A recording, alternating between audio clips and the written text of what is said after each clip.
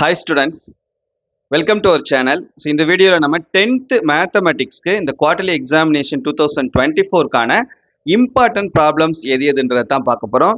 இதை பார்க்குறதுக்கு முன்னால் நீங்கள் இன்னும் நம்ம சேனலை சப்ஸ்கிரைப் பண்ணலைன்னா சப்ஸ்கிரைப் பண்ணிவிட்டு இந்த வீடியோக்கு ஒரு லைக் பண்ணிவிட்டு கண்டினியூ பண்ணி பாருங்கள். ஸோ நம்ம 10th ஸ்டாண்டர்டுக்கு இந்த குவார்டர்லி எக்ஸாமினேஷனுக்கு டெய்லி ஸ்டடி பிளானர் வந்து நம்ம ஒவ்வொரு நாளும் அப்லோட் பண்ணிகிட்டு இருக்கோம்.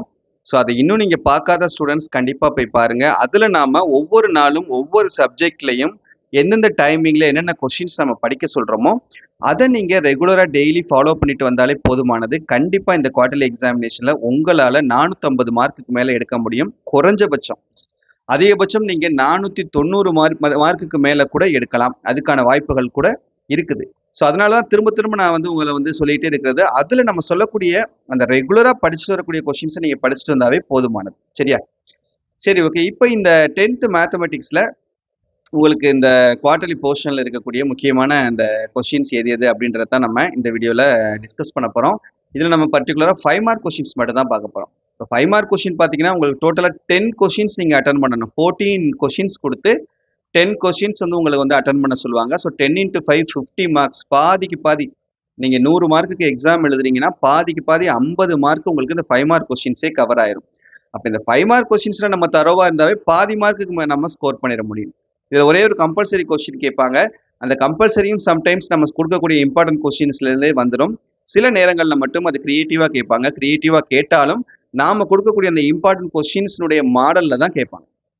அதனால் நம்ம கொடுக்கக்கூடிய கொஸ்டின்ஸ் ஒன்று கூட ஒமிட் பண்ணாமல் நீங்கள் பார்த்தாலே போதுமானது. கண்டிப்பாக உங்களால் வந்து இந்த எக்ஸாமில் 10th மேத்ஸில் உங்களால் 90 மார்க்ஸ்க்கு மேலே 100க்கு ஸ்கோர் பண்ண முடியும். சரியா? ஸோ எந்த ஒரு செயலை நம்ம செஞ்சாலும் ஆர்வத்தோடையும் நம்மளால ஜெயிக்க முடியுன்ற அந்த நம்பிக்கையோடையும் செஞ்சோம்னா கண்டிப்பா உங்களை தேடி வெற்றி வரும். ஸோ நம்பிக்கையோட முயற்சி பண்ணுங்க. சரியா? ஓகே. இப்போ யூனிட் 1ல பார்த்தீங்கன்னா உங்களுக்கு இம்பார்ட்டன்ட் சம்ஸ் அப்படின்னு நம்ம பார்க்கும்போது ஒரு 31 சம்ஸ் நமக்கு இருக்குது. அதில் எக்ஸாம்பிளில் இந்த சம்ஸ் எல்லாமே 1 2 3 4 5 6 7 சம்ஸ் இருக்குது. எக்ஸாம்பிளில் ஒரு 7 சம்மும், எக்ஸசைஸ் 1.1ல் ஒரு 5 சம் இருக்குது, 1.2ல் ஒரு 2 சம், 1.3ல ஒரு 6 சம்ஸ் இருக்குது, 1.4ல ஒரு 5 சம்ஸ் இருக்குது, அண்ட் 1.5ல ஒரு 6 சம்ஸ் இருக்குது. ஸோ டோட்டலாக 31 சம்ஸ். இந்த 31 சம்ஸை மட்டும் நீங்கள் யூனிட் 1ல ஒர்க் அவுட் பண்ணி பார்த்தாலே போதுமானது. கண்டிப்பாக இதுலேருந்து கேட்கக்கூடிய 5 மார்க் கொஷின்ஸ் எல்லாத்தையும் உங்களால் அட்டன் பண்ண முடியும். யூனிட் 2 வந்து உங்களுக்கு பெரிய சாப்டர். குவார்டர்லி எக்ஸாமினேஷனில் நீங்கள் இந்த சாப்டர்லேருந்து குறைஞ்சது ஒரு 3 5 மார்க் கொஷின்ஸாவது நீங்கள் எக்ஸ்பெக்ட் பண்ணலாம். குறைஞ்சபட்சம் 3 நான் சொல்றது. சரியா? குறைஞ்சபட்சம் 3 5 மார்க் கொஸ்டின் வரும். இந்த ப்ராப்ளம்ஸ் எல்லாத்தையும் நீங்கள் ஒர்க் அவுட் பண்ணி பார்த்துட்டீங்கன்னா 3 5 மார்க் கொஸ்டின்ஸுமே அட்டன் பண்ணிடலாம். அப்போ ஒரு 41 சம்ஸ் உங்களுக்கு இதில் நான் கொடுத்துருக்கேன்.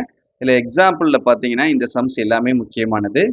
எக்ஸசைஸ்ன்னு பார்க்கும்போது 2.1ல 8th சம், 2.2ல 5th சம், 2.3ல 8 to 9, 2.4ல 6, 2.5ல 7 11 12, 2.6ல ஒரு 6 சம்மு, 2.7ல ஒரு 3 சம், 2.8ல ஒரு 3 சம் அண்ட் 2.9ல ஒரு 2 சம். சரியா?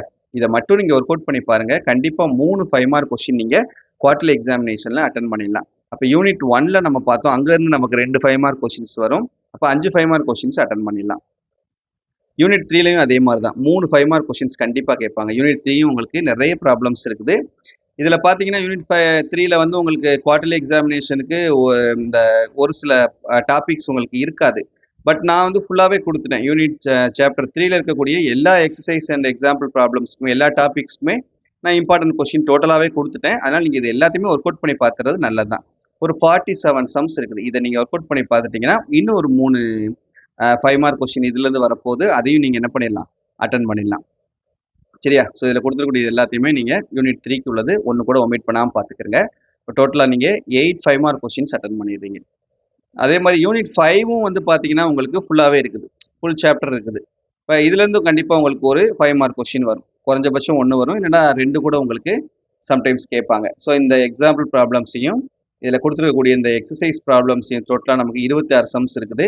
இந்த 26 சம்ஸை நீங்கள் ஒர்க் அவுட் பண்ணி பார்த்துட்டிங்கன்னா இப்போ இதுலேருந்து நீங்கள் 2 5 மார்க் கொஸ்டின்ஸ் கூட கேட்டாங்கன்னா கூட நீங்கள் அட்டன் பண்ணிடலாம். இந்த யூனிட் 4 பொறுத்த வரைக்கும் உங்களுக்கு பார்த்தீங்கன்னா பாதி டாபிக்ஸ் தான் இருக்குது. அந்த 4.1 மட்டும்தான் வரும்னு நினைக்கிறேன் எக்ஸசைஸ். ஆனால் நான் வந்து ஃபுல்லாகவே கொடுத்துட்டேன். யூனிட் 4க்கு எல்லா எக்ஸசைஸ்க்குமே வந்து இம்பார்ட்டன்ட் கொஷின்ஸ் கொடுத்துட்டேன். உங்களுக்கு எது வரைக்கும் நடத்துகிறாங்களோ, குவார்டர்லி எக்ஸாம் போர்ஷன் சொல்கிறாங்களோ அது வரைக்கும் இருக்கக்கூடிய எக்ஸசைஸ்க்கு நீங்கள் பார்த்துக்கோங்க. ஸோ இதுலேருந்து மேக்ஸிமம் உங்களுக்கு ஒரு 5 மார்க் கொஷின் தான் கேட்கறதுக்கு சான்சஸ் வந்து இருக்குது. சரியா?